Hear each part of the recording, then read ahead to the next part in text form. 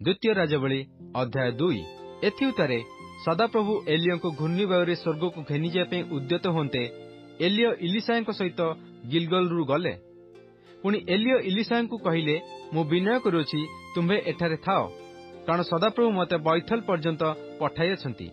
तहरे इलिसाय कहले, सदाप्रभु जीवत थिबा प्रमाणे ओ आपणक प्राण जीवत थिबा प्रमाणे मु आपणकु छाड़िबि नाही। तहु सेमाने बैथल को गले। सेतळे बैथल निवासी भविष्यत वक्तागणर पुत्र माने इलिसायଙ୍କ निकटको बाहरी आसी तांकु कहिले, आज सदाप्रभु तुम्भ मस्तकरू तुम्भ प्रभुଙ୍କୁ नेइजिए बोली तुम्भे कोन जानुअछ? तहरे से कहले, हां मु जानुअछि, तुहे माने तुनी हुओ। एउतारे एलियो तांकु कहिले, हे इलिसाय, मु विनय करुछि तुम्भे एठारे थाओ, कारण सदाप्रभु मते जिरियोकु पठाई अछंती। एथिरे से कहले, सदाप्रभु जीवत थिबा प्रमाणे ओ आपणक प्राण जीवत थिबा प्रमाणे मु आपणकु छाड़िबि नाही। तहु सेमाने जिरियोकु गले। एथिरे जिरियो निवासी भविष्यत वक्तागणर पुत्र माने इलिसायଙ୍କ निकटको आसी तांकु कहिले, सदाप्रभु आज तुम्भ मस्तकरू तुम्भ प्रभुଙ୍କୁ नेइजिबे बोली तुम्भे कोन जानुअछ? से उत्तर कले, हां मु जानुअछि, तुहे माने तुनी हुओ। एउतारे एलियो तांकु कहिले, मु विनय करुछि एठारे थाओ, कारण सदाप्रभु मते जर्दनको पठाई अछंती। तहु से कहले, सदाप्रभु जीवत थिबा प्रमाणे ओ आपणक प्राण जीवत थिबा प्रमाणे मु आपणकु छाड़िबि नाही। एथिरे से दुहे अग्रसर हेले। पुणी भविष्यत वक्तागणक पुत्रमानक मध्यरु 50 जन जाई सेमानक सम्मुखरे दूररे ठिया हेले, आउ से दुहे जर्दन निकटरे ठिया हेले। एथिरे एलियो आपणा वस्त्र नेई एकत्र गुडाई जलको आघात कले। तहिरे जल एपाखे सेपाखे विभक्त होई जान्ते से दुहे शुष्क भूमि देई पार होई गले। पुणी सेमाने पार होई गला उत्तारे एलियो इलिसाଙ୍କୁ कहिले, मु तुम पई कोन करिबि? एहा मु तुम निकटरू अंतरित हेबा पूर्वरु माग। तहिरे इलिसा कहिले, मु विनय करुछि आपणक आत्मार 2 गुण अंश मो उपरे बर्तु। एथिरे से कहिले, तुम्भे दुस्साध्य विषय मागिल, तथापि मु तुम निकटरू अंतरित हेबा बेले जेबे तुम्हे मते देखिबो तेबे तुम्भ प्रति तद्रूप बर्तिबो, मात्र ताहा नहेले बर्तिबो नाही। एही रूपे सेमाने जाऊ जाऊ ओ कथाबार्ता करू करू देख एक अग्निमय रथ ओ अग्निमय अश्वमान उपस्थित होई से दुहिंकी पृथक कला।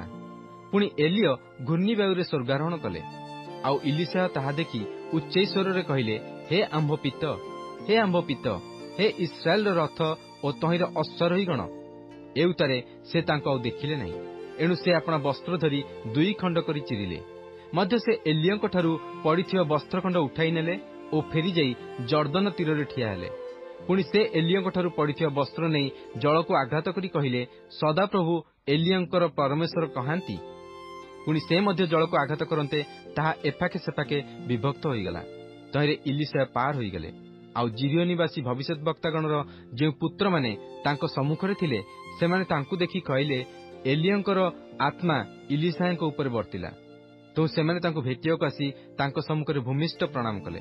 आउ सेमाने तांकु कहिले, एबे देखंतु आपणक दासमानक संगे 50 बलवान लोक अछंती। आम्भे माने विनय करूछु सेमाने जाई आपणक प्रभुଙ୍କୁ खोजंतु। होई पारे सदाप्रभुଙ୍କ आत्मा तांकु ऊर्ध्वकु नै कोनोसी पर्वत अबा उपत्यकार पकाई दैथिबे। एथिरे से कहिले, तुहे माने पठाओ नाही। तथापि से लज्जित हेबा पर्यंत सेमाने तांकु प्रवर्तान्ते से कहिले, पठाओ। एहेतु सेमाने 50 लोक पठाइले। आउ सेमाने तांकु 3 दिन खोजिले, मात्र पाइले नाही। पुणी इलिसा जिरियोरे थाउ थाउ सेमाने तांको निकटକୁ फेरी आसिले। एथिरे से सेमानकु कहिले, न जाओ बोली मु कोन तुममानकु कहि नथिली? अनंतर नगरस्थ लोकमाने इलिसाଙ୍କୁ कहिले, देखंतु आम्हाने विनय करूछु, आम्हानक प्रभु देखुअछंती जे एही नगरर स्थान मनोरम, मात्र जल मंद ओ भूमि फलनाशक। तहिरे से कहिले, मो कतिकी गोटे नूतन पात्र आण ओ तहिरे लवण दियो। तो सेमाने तांको निकटକୁ ताहा आनिले। एथिरे से जल निर्झर निकटକୁ गले ओ तहिरे लवण पकाई कहिले, सदाप्रभु एही कथा कहंती, मु एही जल भल कली, ताहा मृत्युजनक अबा फलनाशक आउ हेबो नाही। एही रूपे इलिसाଙ୍କର उक्त वाक्यानुसारे सेही जल आजि पर्यंत भल होई अछि। एथि उतारे से सेठारु बैथलकु गले। पुणी से पथरे जाऊ जाऊ केतक क्षुद्र बालक नगरରୁ बाहरी आसी तांको परिहास करी कहिले, आरे टांगरा मुंडा उपरकु जा, आरे टांगरा मुंडा उपरकु जा। एथिरे से आपणा पछुको अनाई सेमानकु देखिले ओ सदाप्रभुଙ୍କ नामरे सेमानकु साप देले। सेतबेले बनरू 2 भल्लुकी बाहरी आसी सेमानक मध्यरु 42 जन बालकंकु विदीर्ण कले। ଏ ଉତ୍ତାରେ ସେ ସେଠାରୁ କର୍ମିଲ ପର୍ବତକୁ ଗଲେ ଓ ସେଠାରେ ସମରିୟାକୁ ଫେରିଗଲେ।